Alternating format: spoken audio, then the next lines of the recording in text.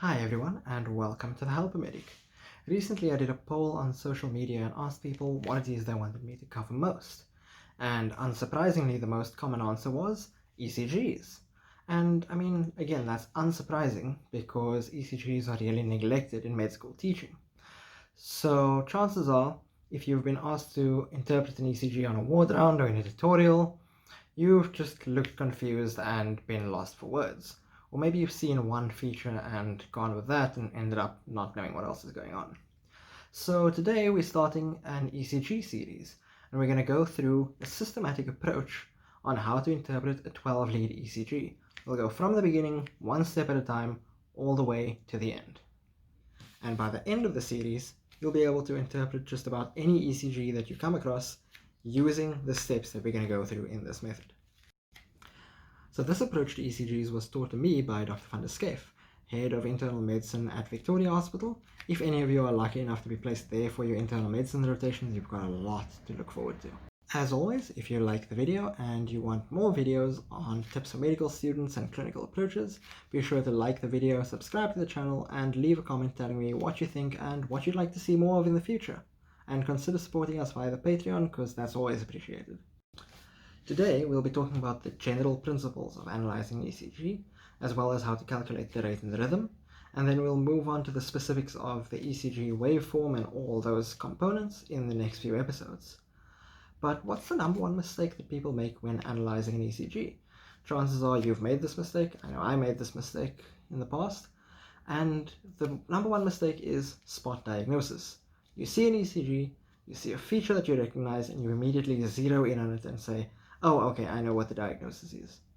Honestly, you might be right in recognizing that feature, but more often than not, you're going to miss 5 other important features that tell you more about the ECG.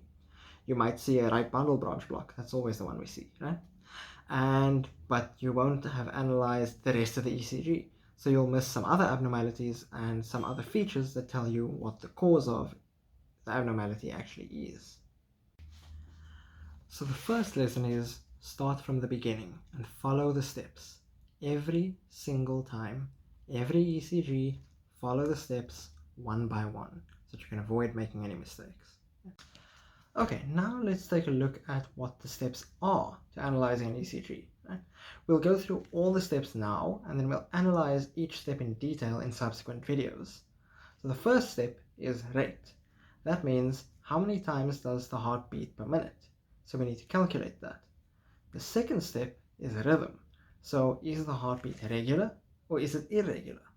Now rate and rhythm are the 2 topics we'll be covering in today's video. The rest of the topics will be covered in subsequent videos.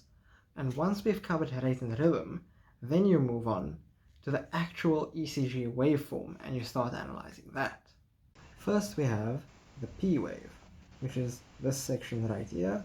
It's the initial part of an ECG and it corresponds to the atrial depolarization. The next thing we're going to be looking at is this section over here. That's called the PR interval. The next section is called the QRS complex, and that is actually several things happening at the same time, but we'll talk about that when we get to the video on QRS complexes. The next section is the ST segment, and you may recognize that from being told about ischemic heart disease, because ischemic heart disease is the one thing that the ST segment is always implicated in. And the last part of it is the T wave, and that's the ECG. So we'll go through each of these parts of the ECG in future, but today we're going to concentrate on the rate and the rhythm. Now the rate is how fast the heart beats per minute, and if you look on the screen you'll see I put a grid up on the screen, and each of these blocks, right, represents a big block on an ECG, which is made up of 5 little blocks of 1 millimeter each. Now, to know how to measure the rate on an ECG, you need to know what the little blocks actually represent. Each big block, made up of 5 little blocks, represents 200 milliseconds. So each little block is 40 milliseconds. So 5 big blocks gives us a second. And a normal ECG covers 10 seconds, so it'll cover 50 of the big blocks. Now you can see on here that the ECG I've given you only covers 15 of the blocks. So that won't be a whole 10 seconds. That's actually only 3 seconds. But on a normal ECG, it'll cover 10 seconds. So we're just going to pretend that this is over 10 seconds rather than over 3. On a normal ECG, your entire pattern covers 10 seconds. So what you do is you count the QRS complexes. Count 1, 2, 3, 4, 5, 6. Now, in a normal ECG, that would have covered 10 seconds, and so to get beats per minute, you multiply the number of QRS complexes you get by 6 to get the number you would have gotten in 60 seconds, because the ECG only covers 10. Now, in this case, 6 times 6 is 36. That'll be a very low heart rate, but yeah, I only had space for so many on the screen. On a normal heart rate, we talk about any heart rate that is over 100 is too fast. That's a tachycardia. Any heart rate that under 60 is too slow. That's a bradycardia. So to count out the heart rate and to count the rate, please don't use the rate that's printed on top of the screen. You'll see on every ECG, well, most ECGs, there's a rate that's printed on the top right of the ECG. Don't use that rate. That rate can be mistaken. That's an automated rate. Count it out for yourself and check if it's correct. So you count, again, the QRS complexes, count the number of QRS complexes there are, and multiply that by 6. So you count the number over 10 seconds, and you multiply that by 6. That's your heart rate. Now the next thing we measure is the rhythm. And to measure the rhythm on an ECG, we again look at the QRS complexes. So what we do is we take a line and we measure. So you can either measure at the beginning of a QRS complex to the beginning of the next one, from the end of a QRS complex to the end of the next one. It's up to you, but if you're measuring from beginning to beginning, you've got to measure all of them like that. If you're measuring from end to end, measure all of them the same way. So we take the beginning of one, and we go all the way to the beginning of the next, and then to the beginning of the next, and the beginning of the next one, beginning of the next one, and the beginning of the next one. Now these should all be roughly equal because I just copied and pasted one ECG waveform 6 times, but it's not perfect, so they should be about equal. And if the distance between respective QRS complexes is equal through the whole ECG, you can say that the heartbeat is regular.